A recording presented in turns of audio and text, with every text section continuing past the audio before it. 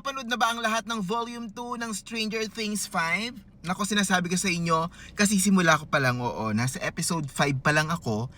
Katatapos ko lang ng episode 4. Yes, nung volume 1, mga be. At sinasabi ko sa inyo, ito na nga. Gusto ko munang humingi ng tawad kay Steve Harrington. Oo. Steve, I'm so sorry. Kasi all this time, ikaw yung bias ko talaga sa Stranger Things, diba? Oo, bias wreckal ko lang sila L. Oo, kasi babae siya. Charot. Ayan. Pero yan na nga. Ito na sinasabi ko sa iyo, Steve, I'm so sorry. Kasi for the last season, mukhang may umagaw ng trono mo as may bias. Oo.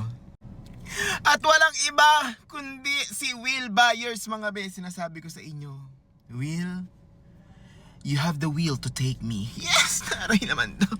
Mga be, ang hot ng transformation niya. Hindi naman transformation, pero hindi ba, kung napanood nyo na yung episode 4 nung volume 1 ng season 5, pasabog, mga be.